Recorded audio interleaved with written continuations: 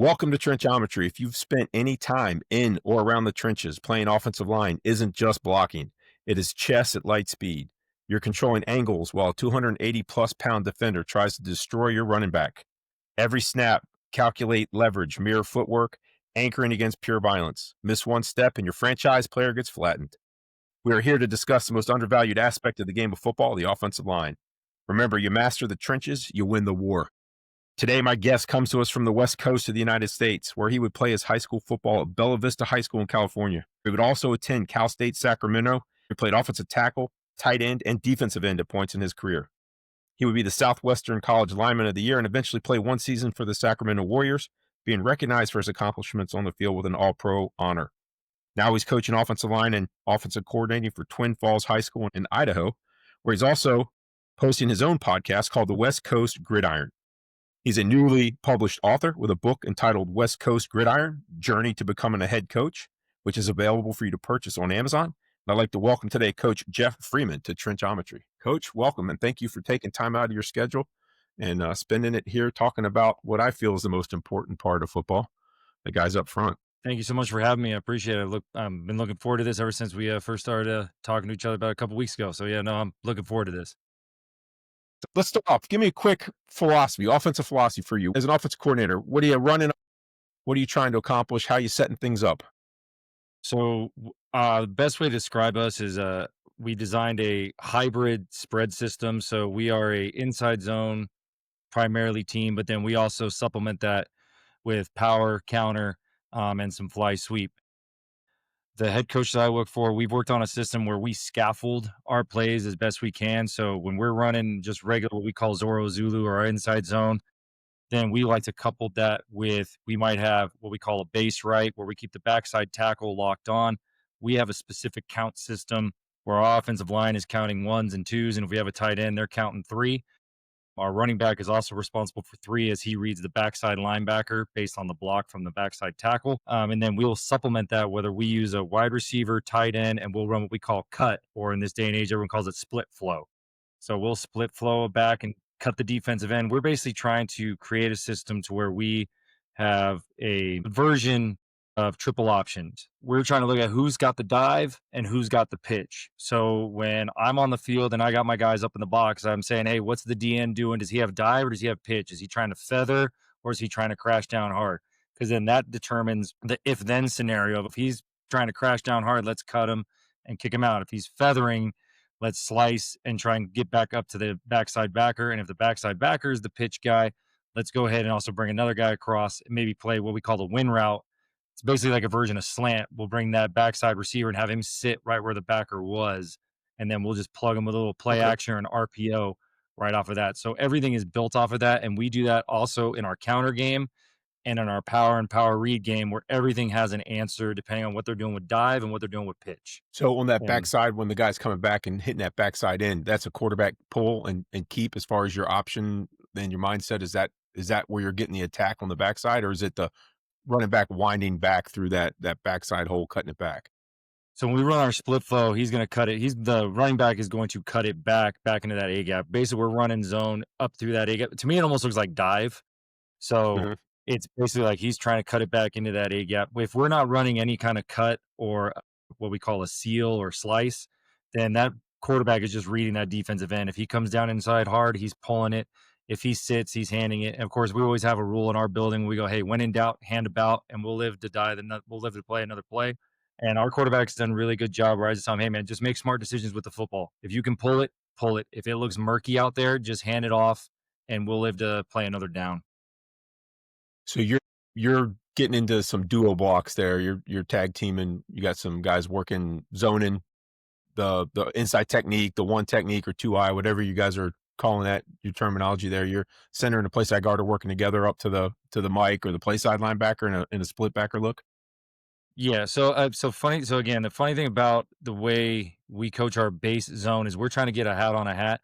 When I first got here, the head coach basically told me that they spent so much time on double teams, they were missing the blitzing backer. So he wanted to turn us more into like a quick push and get up to the backer. So our backside, so if we're running Zorro, our left guard is basically because we play a lot of odd fronts. I don't know what it is ever since I've moved out here. it is 3 4s and 3 3s. Like out of 9 games, we've played one team that plays an even front. Everyone is Okay. 3 3 3 4. So Okay, so we'll my attack that backside, odd front then. Forget the even front. Let's go. yes. If we don't see that even front, let's not even talk about it. Don't waste time on it. Let's be odd and talk that nose because that seems like that's the more difficult thing for the center and guards to worry about anyways.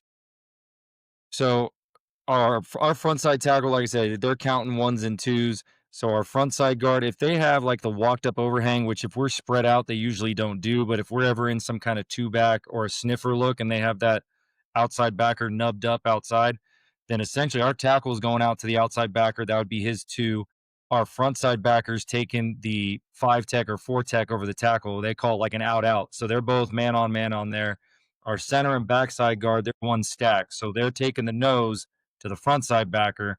And then our backside tackle, if that backside defensive end crashes, obviously we don't let opposite color cross our face. He's washing that down. If he sits outside, then our tackle works up, and then our running back is reading that block from that tackle. So that's kind of how Okay. we block our 5 on 5, and then our quarterback's reading six or reading six, throwing on seven because we have the access throw to the front side, RPO to the backside. Okay. So the running back is starting on. Is he on the left? If you're running that, and you said Zorro, so are you attacking the left side with So your we're Zorro running call? right. So if we're going Zorro, we're running right. Okay. Zulu Okay. would be Right. to our left. Got it. Okay. Be on the Which left side side is of the the running back quarterback. starting on? Sometimes So he's depending kind on of the team, sometimes depending on the team, if we notice that if they tend to set their strength to or away from the back, we'll start him in pistol, shift him late, so then that way we get an advantage on the defense. got it. Got it. What is that running that scheme? You're gonna have some bosses up front to handle the size of the defense, the solo blocking, being big enough to move that girth out of the way. Is that what you're working? Are you working with some hawks out there in Idaho? What do you got up front for you? This year I got blessed with my two tackles are both about 250 and up. Okay. One, my right tackle, he's probably the lighter of the two. He's right around 245. He's a sophomore. He's starting for us. My smaller guys are actually my guards. My guards are one I think is only about 205. The other one's right around. He's a wrestler. He's been trying to cut weight now since we're starting wrestling season coming up. He's only maybe about 180. But then my center, he's the biggest guy I got. He's about 6'6", 6'7", at about 315. So he just he just helps plug everything up. Yeah. Last year we were super small, we were super light, and I was skeptical about this because again, the head coach is the one who like I came in, I was like, okay, what's your system? What do you want me to learn? He goes, this is the way we do things, this is how we do it, this is our terminology.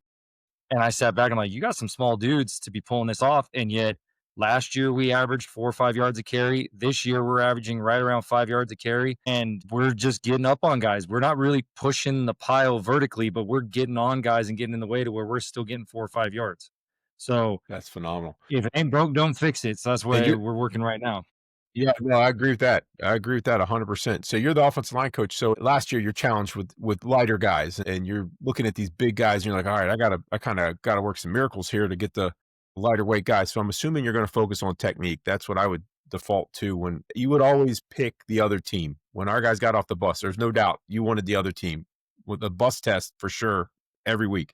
But our guys were very well coached up in their techniques and their skills.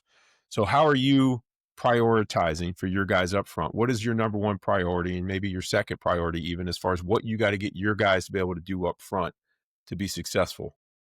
So first thing first for me has always been communication. I mean, I played center when I was at Bella Vista 24 years ago, and it was all about what's the front, where's our double team coming from back then, and then what's our protection? Are we sliding? Are we big on big? Like, what are we doing? So our first few months in the spring, it is all boards, shoots, and cans and communication. Okay, here's this front. And the guys get their count when they walk up to the line. So as soon as they walk up to the line, like we don't care if the other team knows that we're counting them because 1 minute the inside backer might be the three, the outside backer might be the three, the safety, if they walk down and try to give us a 3-5 look, he might be the three or the four. So 1 minute they're being called a two, the next minute they're being called a one, the next minute they're being called a four. So they're getting called all these different kinds of numbers. So Mhm.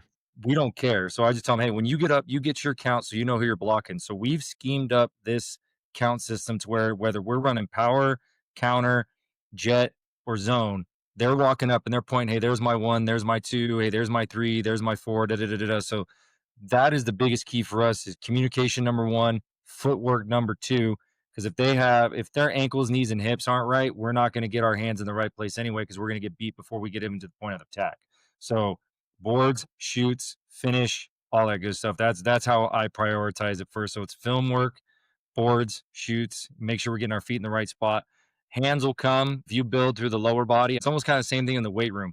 If you build through the lower body, the upper body will follow. So Yes. same premise, same philosophy I use with that.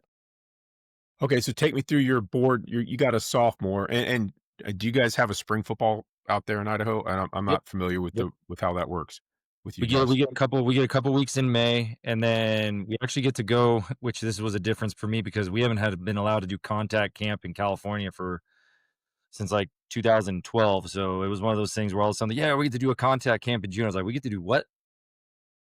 Last year I missed Hmm. it because I moved out to Idaho in July. This year in June, I got to see the camp, and it was nice being able to evaluate the players in the summer how well they do in gear. Whereas versus California, once it's done in November, you don't see them in gear again until like 3 weeks before the season starts. So you're like, okay, well, it looks like Tarzan, but he blocks like Jane because I didn't know what he Yeah, looked that's like because right. all we did was in a t-shirt and shorts. But no, this sophomore, I saw him as a freshman last year, and he was one of the kids that we saw like, hey, you know what? When he's a sophomore, he might be able to help us. And he took to the film room. He was there in the spring and in the summer every day. He battled it out with a junior, and he ended up taking the job after week one, and was able to understand the count and was able to understand our blocking schemes with our pass pro. And pass pro for us is we're a 4-1 slide team for the most part, and then we throw in some big on big Ringo Lucky, which the way they explained it to me, it's actually very interesting how they did it. So, like, again, dating myself here, whenever we called protection, it was always the center kind of calling the guard over. So, like, if I said, like, Luke Big, for example, then okay, I was calling the left guard over to help me. Well, here it's opposite. If they call Ringo, they're telling the center he's sliding to the right to help the right guard. So I was like, okay, that's an interesting change of terminology. I get it. So they like slide in the middle and then they high wall the two tackles when they want to go big on big and have a 5-man protection that route. So he stuck with it, and I'm really happy with the progression he's made so far. And I think he's going to be a good 3-year starter for us moving on. So when you get that guy out on the boards, the first time you get him out on the boards, talk me through what's your initial, your first day of spring practice. You're going to take those guys out to the boards. What's that look like for you? What is the drill progression or coaching points that you're using that you want to see on, whatever it is you're going to do with that board? What is it that you do with your guys on those boards? So the first thing I did this year, because last year I was transitioning, I was learning all their stuff. I wasn't the OC. I was kind of like the assistant O line coach. Ended up taking over the O line towards the beginning of the season. And so they hadn't been in a 3-point stance in like 3 or 4 seasons. So, and after watching film from last year, the first thing I did is I said, hey, we're going back to 3-point because as the year got on, your guys' hips just kept getting higher and higher and higher. And then we were getting beat at the point of attack because your guys' hips were too high. So all spring, we did everything out of a 3-point stance. And then we bird dogged everything. So it's like, okay, Zorro, hey, take your first Zorro step. So we'd have the boards angled slightly to the right and their foot's kind of splitting the board. I said, okay, we're Zorro. Hey, set, go. Boom. And they're just taking their first step. And then we come back, do it again. So we would do like 3 pops a piece. They're taking their first 3 steps, then we rotate. Then we would get into 2 steps. Okay, so now when I say hut, hut, you're going to take your first step, second step. Then hut, hut, hut. Then on the final rotation, it's like, okay, now we have the bag in front of you. Now on that third hut, you are driving and finishing through the board. And we would do that through our Zorro Zulu step. We would do that through our reach, which would be like if the guy, so for example, if you're the left guard and the nose is over the center, you're taking a reach step, which is kind of like a lateral step versus a normal upfield Zorro step because we want you to be able to get to that half of that nose, depending on if he's slanting to you or away from you. So we would do the reach step and we would do our normal Zorro Zulu step on the boards. We even did some of our pulls because that was the other thing that was interesting in assessing from last year to this year was our guards and our tackles almost ended up looking like they had the same pull step on counter. And I was like, guys, the guard needs to be more upfield to kick out the Hmm. defensive end. The tackle can be more flat because he's trying to look for the gap to pull up.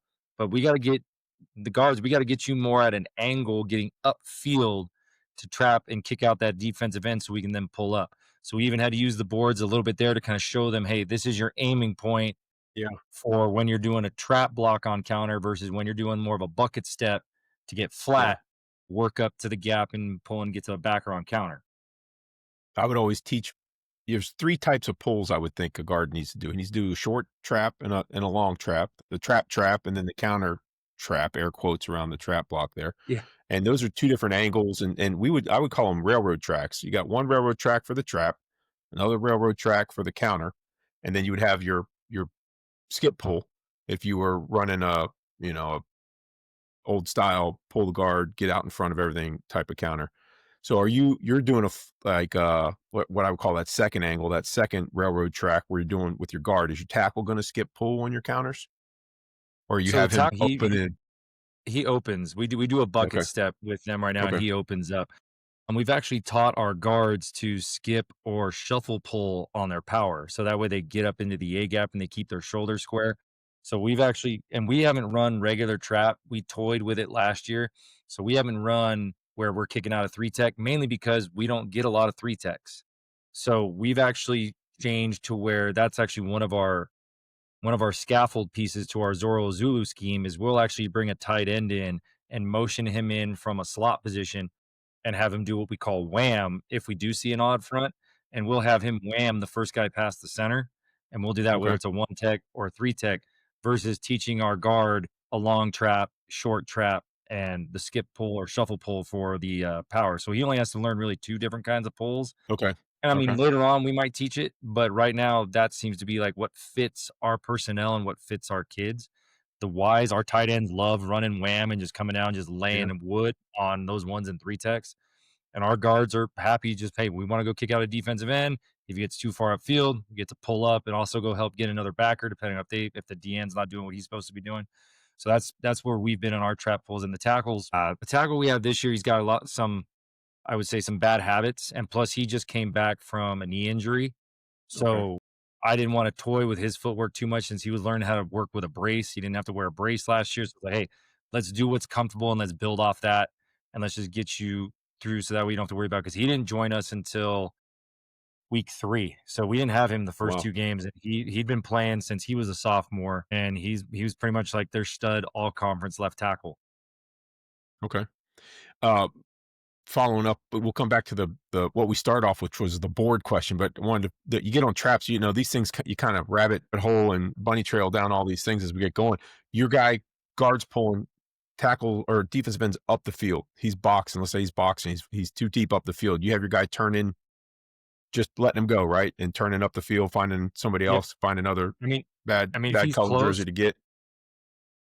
if he's close, I tell the guard, like, look, if he's within arm's distance, give him a pop. But if he's too far upfield, just turn up. And then, the tackle's supposed to Run have under. eyes inside. Take your eyes outside and look for the next most dangerous man, whoever that is, opposite color, and go get him. And then if they squeeze, if they're spilling real hard, you have them log it and tell the back to bounce outside and the Yep. tackle to bounce outside as well? Okay. Yep. So it's kind of standard stuff. A couple different ways to do it and pretty uniform across the board. Yeah. No, Okay, we so you're work. doing I like that idea. That was something that was kind of my philosophy too. Like teach one step at a time, and scaffold all the way up from the very first step. If you're off by that much on your first step with your toe angle, that extrapolates over 5-6 yards to being way way off kilter. So that was something I wanted my guys to have muscle memory on that first step to make sure that that thing got down and hard and it was in concrete.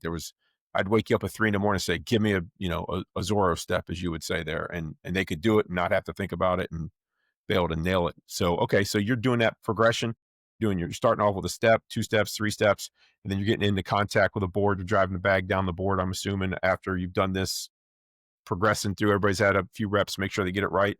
And then you said shoots, right? You said boards and shoots. You're moving into the Uh, shoots. What's your yep. progression there in the shoots? Shoots is going to be damn near the same thing. We're going to be bird dogging it, and then we're going to have a finish towards the end, and we'll use it on trap as well, or like our counter pull. So I'll have our guards do their pull step and come out and hit a bag that's just right on. Like I have the guys hold the bags literally to where they're just underneath the chute. So our guys are making contact. And then what we teach them is like, look, if you hit your helmet, that means you popped your hips too fast. We want you to pop, and your helmet should come up right as you leave the chute. That means you're popping your hips and you're popping your hands right at the right moment. So we're getting all the full ankle, knee, hip extension and get as much power as we can. But if it comes up too soon, you're missing your mark and you're not going to get as much power and get that guy out of the way where we need him to go. So it gives them that one of those things where it's a short enough distance where they're not going to hurt themselves because these shoots nowadays they got pads everywhere and they're not. And we actually got like an old school shoot that has the tarp on top, so like they're really Okay. not gonna like hurt themselves, especially with their helmets on. So it's one of those things where it's just it's instant coaching because they're just gonna hit, they're gonna ding their helmet. They go, I came up too fast, or I didn't shoot my hips at the right spot because my helmet didn't come up. So it's one of those things where they get instant feedback and they know where they're going there. So yeah, we'll bird dog it again, Zoro Zulu. We'll do our reach step. We'll do our trap steps. Not we don't really do too much bucket in there because I watched it one time. It just seemed like it took too long and it was just too long of a way for them to get underneath. So we don't work the bucket underneath there with the tackles. We'll just work that on cans or with the boards by themselves or just in our walkthrough time, we'll work that. And are you using boards under there too? Do you have the boards that they're to give them their aiming points for their feet? For the first few weeks, like the first month, yeah. Once we get into the season, I kind of take the boards away out of the shoots. For that spring, summer, the boards basically follow us virtually everywhere we go except for the sled. Like Okay. the sled's like the only thing is like, nope, we don't need the boards for that. We're good. But otherwise, we're having them those boards follow us around all of our little 50 by 50 area. Yeah. Little pig pen, right? Yep. Yep. Got the hog pen You back said there. yeah, that's right. So your sled progression, talk to me about how are you using 2-man, 5-man, 7-man? What size sled are we talking about here? We're using 5-man, and again, we'll go through our same steps. The only thing I do is we'll do like I just tell kids, look, we're blocking for 8 seconds, and they go, why 8 seconds? And I said, well, for the most part, we want you taking at least 3 to 4 steps. That's going to take about 2 or 3 seconds. And then it might take about 2 or 3 seconds for the ref to blow the whistle because he's got to, make sure he gets it to his mouth and everything else. So if you're blocking for 8 seconds, you've guaranteed me that you've been blocking long enough to either A, you've driven the guy back 4 or 5 yards, or at least you've been in his way to where the running back has not been tackled by your man, and you've guaranteed me you stay on your block through the whistle. So that's why we block for 8 seconds on the sled. It's not a distance. It's not, it's like, because sometimes, especially when you get some of those freshmen and JV players on there, they're dog tired or they're just not big enough to push it yet. So they're just pounding pavement, trying to push it as hard as they can. But hey, I just want you guys getting used to it. This is what 8 seconds feels like when you're making contact with somebody else. So then that way, you guarantee yourself if you're on a man for 8 seconds, you've blocked for at least 5 yards or you've kept him away from the running back to where he's not making the play. That's right. That puts hair on your chest too. Exactly. So, I mean, in the spring, we'll probably do again, we'll be doing boards and shoots every day. Once we get into summer, we'll probably doing sled twice a week, shoots twice a week, boards every day. Then once we get into season, it's probably everything, probably about like boards are probably twice a week, shoots twice a week, sled depending on the game and how beat up guys are, we'll probably do sled either Monday or Tuesday, but we're not going to do it after that because usually we're clanging and banging and doing some kind of inside run, outside run, screen game. So they're getting enough hitting time there. I think the sled is my favorite tool to use just to get those guys to understand that they gotta catch up to, that I don't Mhm. want them to be one and done. Come in and pop that thing and then drop and stop. That's something I want those guys to bring their feet and drive their feet and just if you can move your feet, if you can get your feet to where your hand is, you're gonna be successful for us. And we ran a triple option and we had a no mesh veer, so we're kinda hitting people fast. And if we can Gotcha. get our feet to where our hands are, then our back is gonna be past you.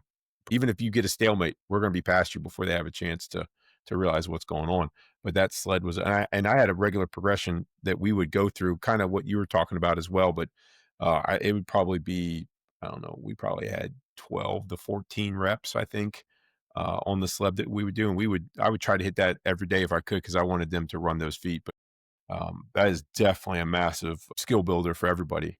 And do you do any 6-point progression? We would use a 2-man sled for 6-point progression. Do you do any type of 6-point progression work with your guys? Well, we'll start down on like hands, knees, feet, and then go to knees and feet, and then 3-point stance, and then This year I didn't let them get into a 2-point stance until middle of the summer. Everyone's in 3 points at middle of the summer, and then if I see your hips coming up, so it was funny because one other coach asked me on one of our previous games. He's like, "Hey, how come your left tackle and your right guard are in 3-point stances, but your left guard and right tackle aren't?" I go, "Because they don't keep their hips low enough."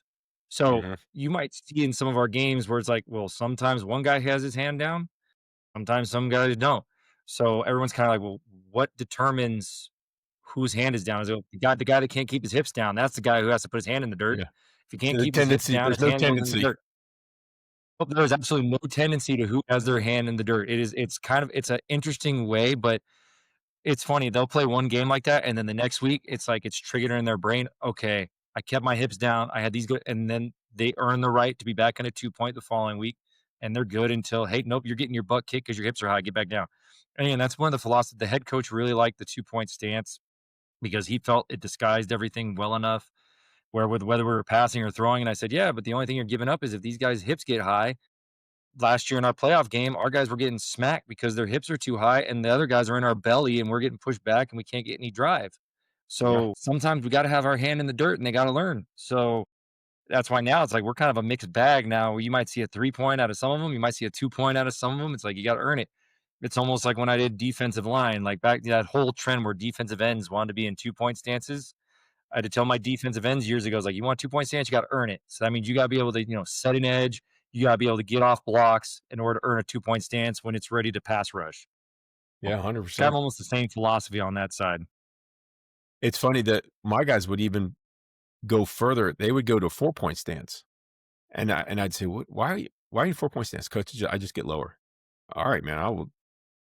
You're not going to hear me say, don't do that anymore. What about pass pro? The coach of the pass pro. I go, I don't care about pass pro. Like, if we're running the ball successfully, pass pro, and we work pass pro. Don't get me wrong. That was a big part of what we prepared for as well. But if we're run blocking and you go from a 4-point to 3-point, and they know it's a pass because they still got to worry about you coming off the ball. And let's not get in a situation where we have to worry about throwing the ball third and 13 or whatever, 3rd and 9. If you're good on 1st and 2nd down and 4-point stance, 3rd down, we won't have. We can do run block and play action pass, run pass off of your run block, and open up things That's plenty actually plenty good enough. the philosophy. That's one of the things I changed when I became the OC because they had a different call for their play action, and the kids would just take like one step and stop. And I was like, well, no, if I want it to look like a run, let's make it look like a run. So all we did was we tagged our pass concept on the back of our run play. So like if Mhm. we wanted to run, let's just say we want to run double slants off of our Zorro action, I just, hey, let's go slot right, Zorro red, and and all the kids knew was like, hey, you're run blocking no matter what. It's up to my quarterback and Yeah, receiver to get the ball out. If I'm yeah. gonna make the refs call you for illegal man downfield, and Mhm. if you're 5 yards downfield, then so be it. The other team can get all mad and try and get them to call it, but we're gonna keep doing it till they call it. And we haven't got called on it once for any of our play action. We got called for it on a screen about 3 weeks Oh, no. ago because our running back got caught up in the wash. He got mixed up with a blitzing linebacker, and then all of a sudden my line was downfield and he lost where he was and ended up like 4 yards downfield, and we got called. We got flagged for that one, but we haven't got called on play action yet. Yeah, I I'm happy I about stopped that one. calling it play I stopped calling it play pass. I called it run pass. I said, "We're gonna run Yeah, pass here." There's no play pass because agreed, the guys don't make it look like I want it to look like a run. I want it to look like we're running the ball and 2nd is short, and then we're gonna go do what we gotta do. But, that's a good point. I like that approach to just smash, like, if you're smashing everything, then all the other stuff's gonna be easier for you to do. So you kinda have it's not a it's not an RPO, it's a straight. I'm assuming it's a three-step, the three-step kinda approach to what you're doing there, so it's almost an RPO on some level that you're getting that look out of your guys. but we tell our quarterback, we go, hey, look, this is play action. If you think you got the throw, you don't have to token fake. He doesn't have to put the ball out like it's Mm, there. If he sees the mhm, leverage already, just let it go and then let it rip. So like if we call a normal, so since we're usually a 2-by-2 operation, like if we call a normal slot right, that means our Y or our tight ends on the right, our Z and our L. So we have a left and right receiver. So if our L and R are out there, so we basically premise it on we don't play in the middle of the field. Like I hate that. That's the one my pet peeve about 7-on-7s is when you see those coaches in there and there's a put the ball in the middle, put the ball in the middle. It's like you rarely mhm. get the ball in the middle that often. put it on a hash, and actually scheme up your offense. So when we're running it from a hash, the short side, unless we change it, is always running a stop screen. So the Z or the Y is going to block the corner. L is just hitching up right there to catch the ball. And if we can we get 4 yards off that, we'll take that. The wide side is always running a bubble unless we want to change that as well. And how we change it is dependent on the back. So if you are to the back side, since we usually come across, that's the RPO side. So if he reads that Yeah. defensive end and pulls it, and then quarterback takes off and runs, he can throw the bubble late, which gives us that triple option look. Mhm. But if we want to change that, we put our passing scheme in front of the run play.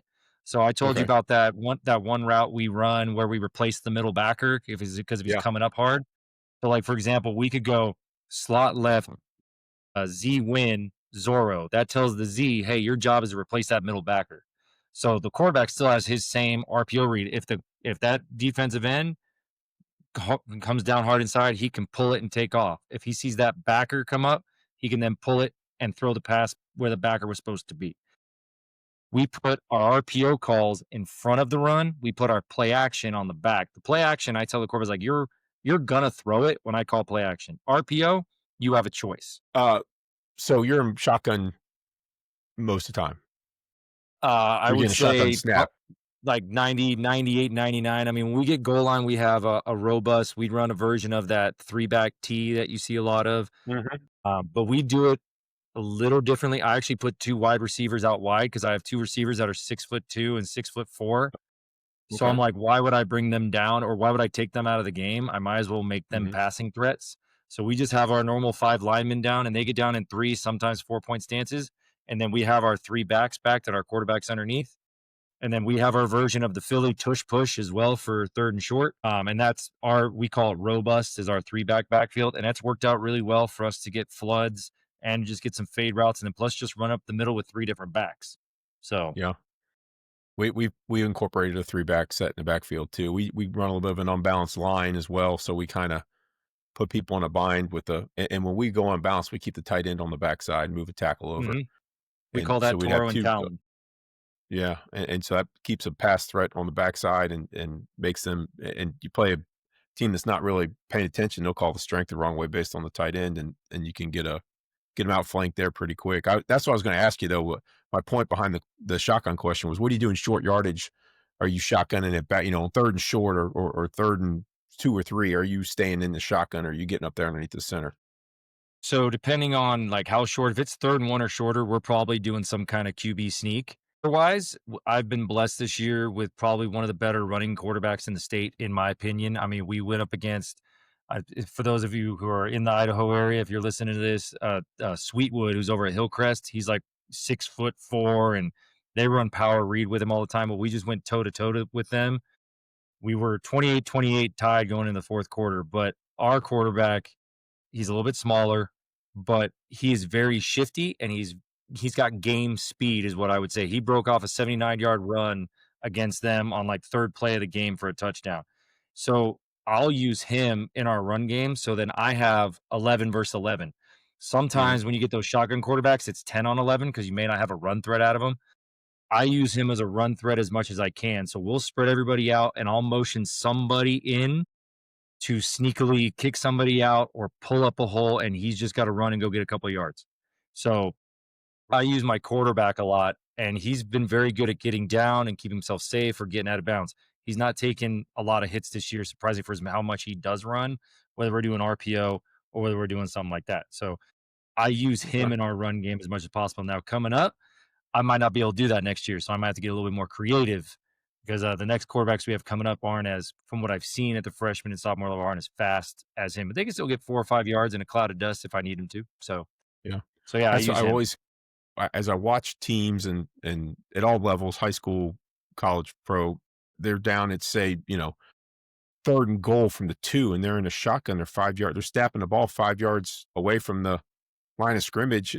I it's just it hurts my brain sometimes. And they're very successful. People are still successful at it, but it's something about it in my stomach just makes me queasy when I see the ball start 5 yards deep before you do anything else. I will say that's been the hardest adjustment for me because I wanted to put in some eye stuff this year, and it just wasn't what our personnel was good at. We weren't built for it. We tried to put it in early in the summer, and then we were gonna bring it out for a team about 4 weeks ago, and to just I'm like, "This is an abomination." Like, if I bring this out, anyone that sees like or anything is just gonna be like, this looks atrocious. Like, so we scrapped it, and it's just on my back burner for next year. It's like our count system was working weird, our lead was looking odd. So I was like, okay, no, let's abort this for now. We'll go back to Yeah, the drawing board, and how can we put in some two back eye, short yardage kinds of stuff? Because otherwise, like our two back look is with a sniffer. So we'll have a shotgun guy, we'll have our backpack, and we'll just have a sniffer hiding back there. That's our closest thing to two back or our split back, which sometimes is our yeah, tight end. yeah, That's the closest thing we get to any kind of true two back, which, yeah, as a guy at Bella Vista, we ran like some kind of version of the Delaware wing tee, but it was out of a pro style look where we were running trap, we were running counter, we were running toss, we were running buck, we're running all this stuff out of an I formation, two back, tight end sets, little bit of shotgun towards the end of my senior year. But like, no, we're under center. We're just going to ground and pound in the dirt. So it's like, yeah, we're 3rd and 1. I'm sitting there as an OC, just like you're saying, in my gut. I'm like, okay, let's just line up under center and let's just run fullback dive and let's get this done. Wait, I don't have that yeah, guy.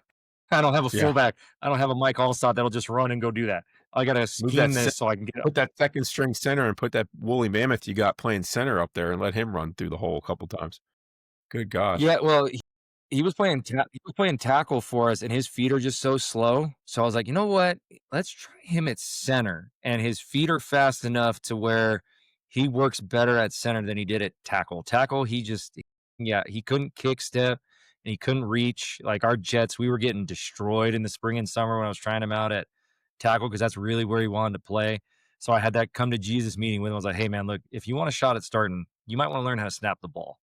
And he took Yeah, to it, and he owned up to it and went for it, and it's been his good for job him. ever since. Good for him. Alright, coach, let's get in the pass game a little bit here. But you throw in your 3, we said play action, we've already talked about that, your RPO, that kinda stuff, those are gonna be run blocking schemes, that's you're running your run. What are you doing pass-wise? Are you throwing the ball at 5-step drop out of your pistol and shotgun formations?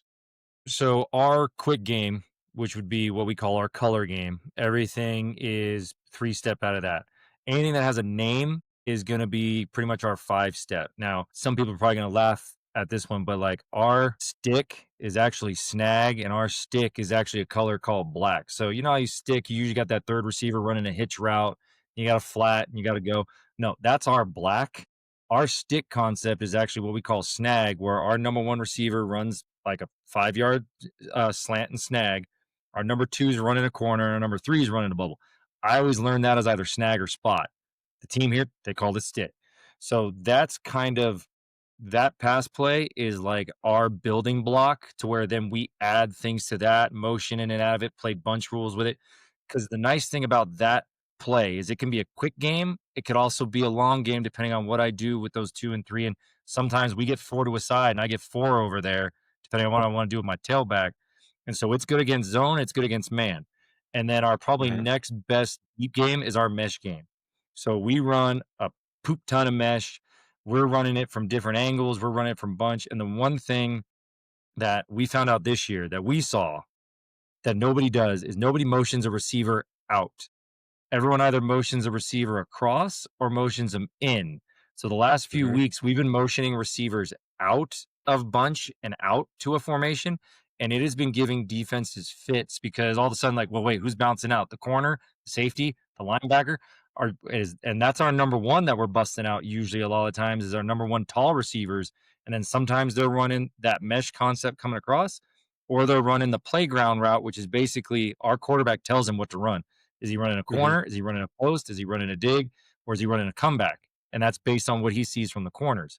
So he gives him that call, and that's what we call the playground route. And then just a wheel route by the number two or number three, and then a rail route by the tailback on the backside. So if we're just running normal slot, but slot right mesh as we call it, our Y and our L would run the mesh.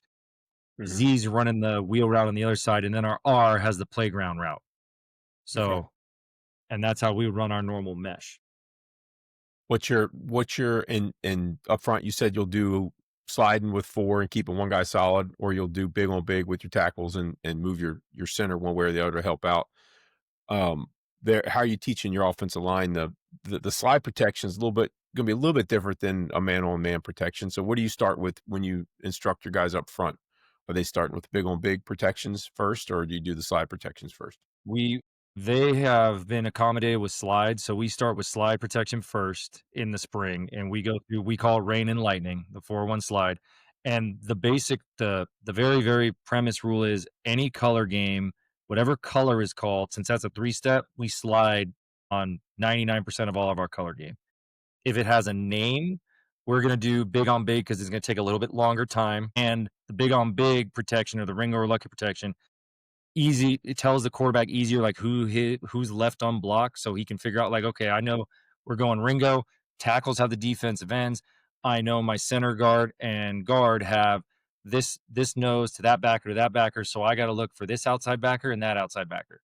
So it Okay, helps him easily figure out whereas versus slide, they're just covering a gap except for that backside tackle, so if we call rain, our left tackle's then based up on whoever that is. So it's a little bit harder for the quarterback to really delineate, well, I don't know if he's going. I just know my line has those gaps. So I'm not necessarily sure who might be coming and who not. So on our name game, he knows who's coming. It takes a little bit longer. We can build that pocket for mesh, shallow, and cross and stick versus red, black, blue, brown. All of our color game is all slide protection because it's catch, step, step, throw. 1, 2, 3, right. get the ball out. When you're sliding, you have slide side foot up or slide side foot back. We've had tried it both ways, and this year slide side foot back has worked better for them. Okay, so Last it's year we kind of like a tried cup. slide It's side almost foot up. kind of cupping around the the the quarterback in that direction. It's kind of a rolling. I don't know, like a sliding pocket, I guess would be the best Yeah, way to it describe it. almost it almost creates like a half roll, kind of weird, Mhm, kind of protection mhm. kind of thing.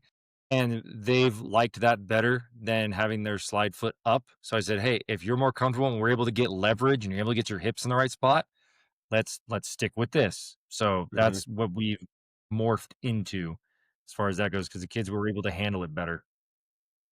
And I'm all about how you tools in the toolbox. oh, yeah, exactly. We always got a reputation for doing a lot of second half adjustments and being we'd come out at halftime and all of a sudden we'd jump on the other team pretty quick, and everyone's like, "Oh, you guys adjust so well at half," and and all I said was, "Well, I'm just listening to the guys out on the field. They're coming back saying, 'Coach, I can't do it this way. We gotta do it this way.'" Okay, great. So now by the time we get to the second half, we figured out what they want to do more. We start calling more of that and less of what we thought was going to be good. And all of a sudden we look like geniuses, but it's really just listening to the guys that are out there. But that was my thought too. The more tools you have that allows us to be more expansive in our adjustments because you can use if you have 6 or 7 tools you can use, then if 3 of them aren't working, okay, well we have 3 or 4 that are working. What schemes help those, what can we put you in so that those tools that work for you work for everybody and we have more success and we're getting down the field and scoring some more points. I think we kind of have the same approach up front, it seems like, as far as our technique and strategy goes. All right, coach. So what's your favorite scheme? What do you like? What's up there as far as if you have to 1st and 10 and you get the head coach gives you the green light to call whatever you want. What are you starting off with? What's your go-to? Not necessarily in I'm this not necessarily in this offense either, because as we're talking, you've learned this seems like you've learned this offense, but you're kinda torn in different directions there. Like you could go, what would you have no holds barred, you can do whatever you want. What are you coming out with? no holds barred. I'm probably going with as much as I loved gap scheme, like growing up in it. I mean, I'm probably going old school, and I'm going back to old ISO. Get Okay. give me a true fullback, give me that true eye, and let's go ahead and run down their throats and get that middle backer. I mean, my favorite memory at Southwestern Junior College was we literally in one quarter we ran weak side ISO like 7 times in a row, Mm, literally from our 20 all the way down to like their 20, and then threw a play action and scored. Like it was like the most fun I ever had. And I was just playing center, and we're just double teaming fools, and they're the fullbacks just leading up, and we're just blocking the piss out of these guys. And there's yeah. not like it's great for the offensive lineman, but there's nothing more demoralizing for a defense to not only have the same play run on you, but the same formation, and you still can't stop it. Yeah. So I go back to let's get vertical double teams, let's isolate a backer, and let's just ground and pound them into submission. I know that kind of goes against like the offense I'm running because we are very last year they were like 70-30 run pass. I've created an offense now where we are basically 50-50. Like you don't know. And the nice thing is you don't know on what down whether we're going to throw or pass it. So you have to guard sideline to sideline, gap to gap. Because if you leave something, I have enough guys in the box. I got two guys in the box that are really looking at everything for me, feeding me information. Where it's like, oh, you're telling me this safety's not here? Okay, cool. We're going to run over here. Or you tell me the corner's not doing that? Well, we're going to throw it here.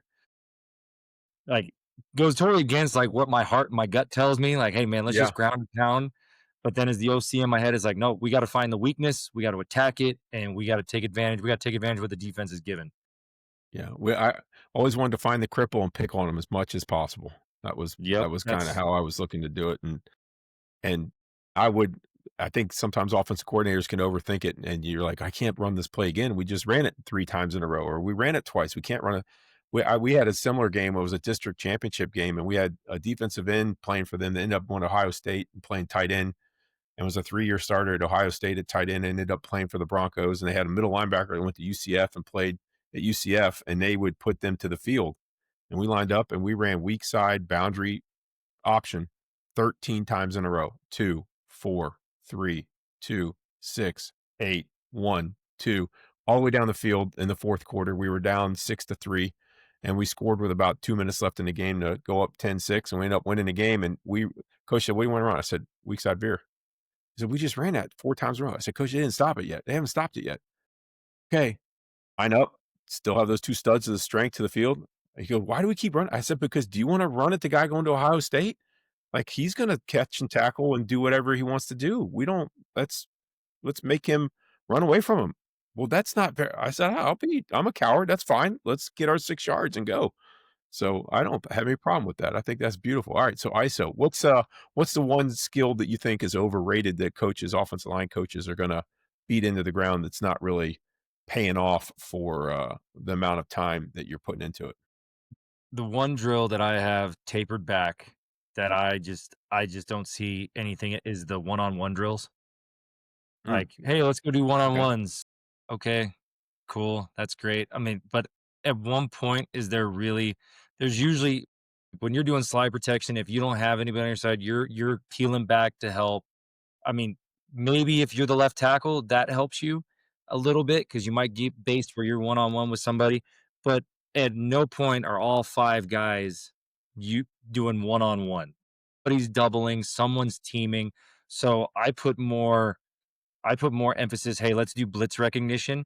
Here's the front we're gonna see. I'm gonna send you all the different blitzes that I saw from them, and let's attack it that way." So, I mean, you see all the time, you'll see those college tapes, and you'll see those camps where, "Hey, let's do one-on-ones, one-on-ones." Don't get me wrong, we still do them because the kids enjoy it, and it creates that camaraderie and competition between the O-line and the D-line. "Ha we got you," or, "Okay, hey, best 3 out of 5, you got 5 down ups or a gasser or whatever," or, "Hey, 3 out of 5 will buy you candy or donuts or get you a pizza or something." I don't know, you put some fun in it. So don't get me wrong, we still do it, like, maybe once a week, but it's something that I've just seen where I see some programs where they just do one-on-ones every single day, and I'm like, you're not helping people out by isolating them, especially your guard, center guard. They need to be working their communication. They need to be working their double teams on their ringos, their luckies, or whatever they're bobbing or sliding. They need to be working on that. Not, hey, all right, you got a dude ahead of you. Hey, let's go. So that's the one key like drill I see that I just yeah. Yeah, I think that's a good observation. What's a skill that you think is underrated that people probably should spend more? I think what I'm trying to do here with this podcast is maybe get some information out there for younger coaches, younger players that don't really know don't know a lot about offensive line. So, these are why ask that question about don't waste a lot of time on one-on-ones. Do it a little bit. There's some value in it, but don't spend 20 minutes on one-on-ones. What's an undervalued skill you think that maybe people should hammer way more at to develop, get out there and bring more time on it? I would say eyes and communication. Again, I've heard I've seen it kind of done a couple different ways. And as far as the communication piece goes, like I've been a part of offensive lines where like we're not. like in my high school days, I'll be quite frank, we weren't friends outside of football, but we Mm, communicated well when football happened. Vice versa, when I get to college, we all hung out. We went to restaurants. I mean, when I was down at Southwestern, we would we'd go across the border, go to Tijuana, get tacos, and then come back for practice, and we would just hang out and do that. We'd have little stupid games in the huddle, as far as like who could make each other laugh before we had to yeah. go out and run a play. Just stupid little things like that that we would do. So I've been a part of both of those, and the communication that we had as those lines was just unparalleled. And then as far as the eyes, the film room sometimes I think might be underused in some places. Like I'm talking again, my first year here, last year, I'm talking kids, hey, this is cover two, and the kids are living like, what's cover two? Like, what do you mean what's cover two? You know what cover two is? You don't know what that looks like. You don't know what that mean. What I mean by cover two. So having a center, like when I was the center at college and high school, is like I could tell you what coverage they were in from sitting as a center. I've seen centers now that they don't have a clue. Like, well, I don't need to worry about that. Yeah, you do. Because if it's cover Mhm. three, if there's a single high safety, it could be cover one or cover three. They might be bringing pressure because they only got one safety back there. If they got cover two, now they got four guys back there. Now who can come and who can't come versus, your pressures. If you're getting cover two, cover four, they're not going to be bringing as much.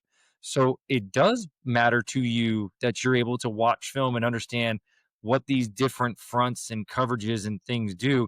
And that's one thing I've tried to do towards the end of last year and this year, being the OC, is just having the offensive line guys intergroup and be like, hey, as a team, this is what this front means. This is how they're structuring. I view an offensive coordinator as an architect. We're trying to create the identity. Mhm. The defensive coordinator is trying to destroy your identity.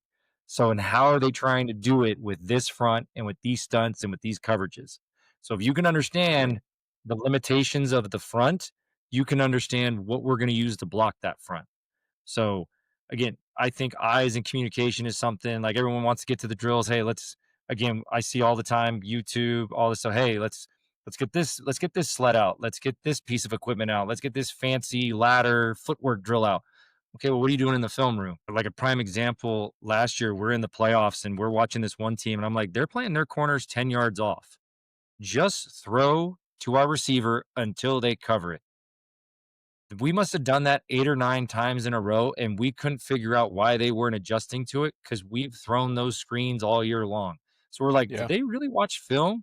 Because we like to throw the stop and the spot screen all the time, and yet they're not making any adjustments, and the kids aren't even making any adjustments." We're like, sometimes I wonder, I know we wanna get to the fun stuff, but the study in the film room is just as important as your drills on the field.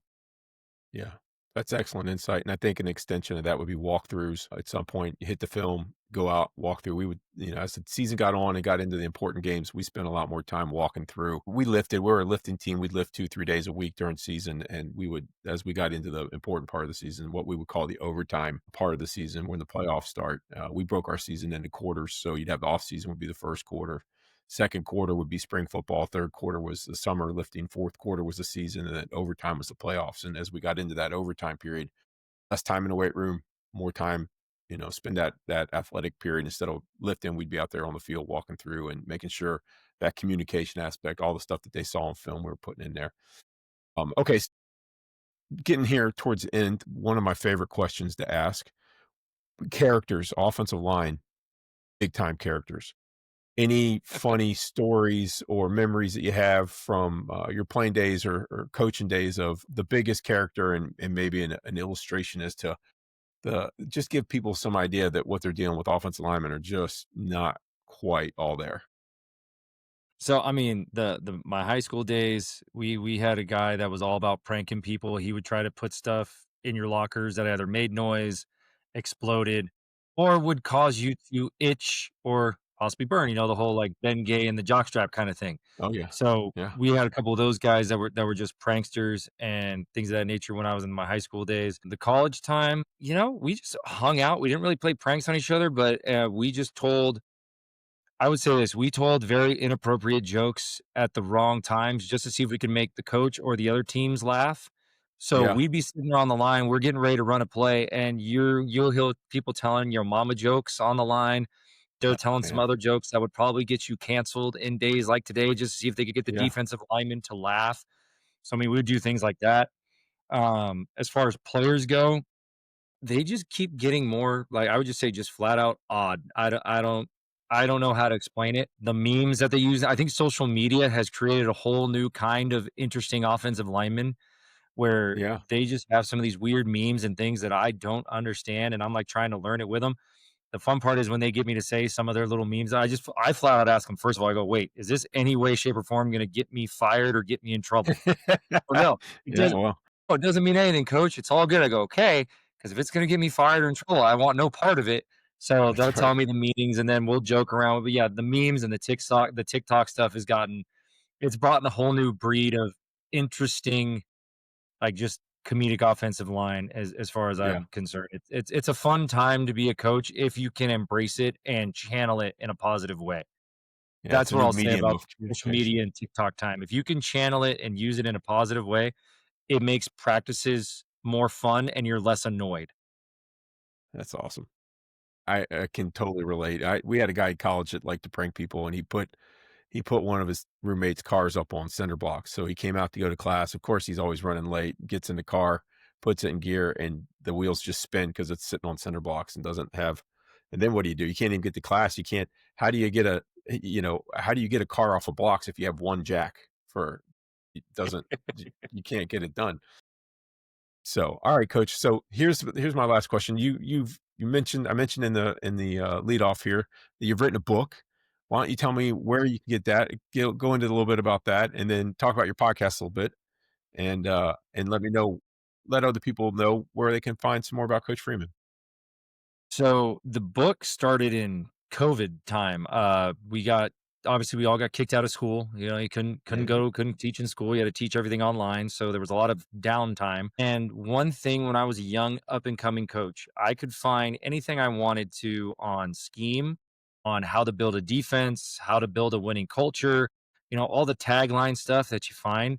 But I couldn't Mhm. find anything that was relatable as a high school coach as far as, like, okay, what does a journey look like from being an offensive line assistant coach to making my way to a varsity head coach? And what does that look like? What do I have to learn? What do I need to know? So I just started writing my journey all the way back from 2008 when I first got a taste of it, and just kind of kept writing, kept writing, kept writing. And then I ended up getting a new job at Rio Linda High School in 2021. And so I kind of paused on it, kind of stopped writing it. And then when we moved to Idaho, my wife was like, "Hey, why don't you publish that book that you spent, months writing?" And I go, "Okay." So then I started hitting up publishers, and I got a hold of Amazon, partnered with them. And yeah, so it is a book that chronicles my journey to becoming a head coach and talks about how I learned how to communicate with parents, how I learned to communicate with different types of players, how I learned to network, which sometimes is the most important thing. Building connections with other coaches from other teams, building connections with other ADs. And I got a nice experience in my first teaching job where I became the AD unceremoniously at a local private Catholic elementary school because it was a parent position. And the parent I was working with was like, "Hey, yeah, do you want to help me?" I said, "Sure." The following Monday, he introduced me as a new athletic director, and the principal calls me. She goes, "So you're the new AD?" I go, "I didn't, I just offered to help." And she's like, "Well, are you comfortable taking it over?" I'm like, "I don't have the credentials for it, but sure. I mean, I got plenty of people I know." So I was reaching out to the high school ADs. I was like, "What is the first thing I need to do? How do I do?" So I chronicalized all that, how I built practice plans. So that covers everything from 2008 till my time at just more some scheme books.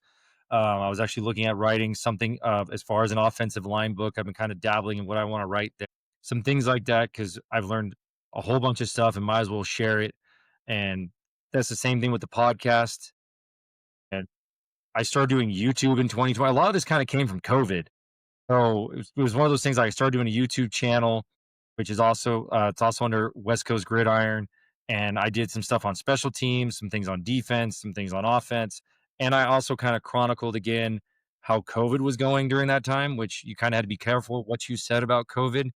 But I just kind of chronicled what we were doing at the school because we were one of the first schools in Northern California to where we were in pods before a Okay. lot of teams. We were working outside before a lot of teams, and we were figuring out, hey, how does this work with sanitization and all that. So it was. a fun process to do, and started the YouTube channel, and then started the podcast and just kind of started doing the same thing. First, it started off where I was talking about college football, high school football, NFL, and then it just branched back into my latest episode where I did OC versus DC because I've done both. I was a Hmm. defensive coordinator for 6 years, and now I was an offensive coordinator for a year. I fired myself because I was horrible in 2021. It was one of those things that was coming out of COVID. When I took over Rio Linda, we were playing varsity with a JV squad because they weren't allowed to lift. So we averaged playing a varsity game with 13 players. That was our average. I think our highest was 18. I had three seniors that were playing. One was our quarterback. He got hurt like game three. So it was one of those things where That's one of my brutal. mentors, Coach Grush, was I sent him film that year, and I was like, "What am I doing wrong?" And he's like, "Well, I see what you're doing." He's like, he's like, "I think you got too much going on because I was trying to run just inside and outside zone, but I was trying to formation the hell out of it and just run different formations, and yeah, I think it was confusing the kids, and it Yeah. wasn't really scaffolded very well." So it was one of those things. I was like, "You know what? This isn't me." So I fired myself. I went back to the Yeah. defensive side, and then now I found myself. That's a conversation right there. And, you know, it was the right decision at the time for me. I brought a guy on, Ralph Kahada, great dude. He's back down in Riverside, California. He's helping coach down there. He was an O-line, OC guy, power counter guy, and he brought the offense back to where we were scoring 30, 40 points. So, and it was one of those things I had to kind of leave offense for a little bit, come back to it, and now I understand a little bit better what I was missing as far as how to build the offense and how to make it work. I knew how to build it from an offensive line perspective, but I didn't know back then how to build it with the personnel I had or lack of personnel I had and scaffold it to their abilities. Now, a few years out of it, now I've understood how I needed to do that and do a better job of it. So, again, the book's about the journey. The YouTube channel and the podcast is about all the different coaching, different schemes, and you know, practice planning, all that good stuff. Well, that's fantastic. And if you need to look for that, we'll put the link down there in the course in the class description here, the podcast description, and you can search that out and look for it. And Coach Freeman, thank you so much for joining me today. I apologize for making you wait a little bit there at the beginning, but it was well worth the time for me. I really enjoyed it. I've enjoyed branching out and reaching out and soliciting people from all over the country to do this, and it's been a lot of fun. I'm learning a bunch, and it's fun to run into somebody who's kind of like minded, like myself, as far as their approach to coaching the big uglies up front. And I'm very thankful for your time today, and I look forward to following you and developing this relationship further into the future. No, I appreciate it. This has been a blast. I appreciate you reaching out. I'm glad we were able to make that connection. And there's nothing more fun than just sitting back and talking ball, and not only talking ball, but talking about the big hogs up front, the guys that if you don't have an offensive line, you don't have a football team. Like that's my belief. So you can put 100% all the agree on razzle that. dazzle and whistles and everything you want, but if you can't block and you can't tackle, you can't win. 100% right. Well, Coach, thank you so much. And remember, when you win the trenches, you win the war. Thank you so much.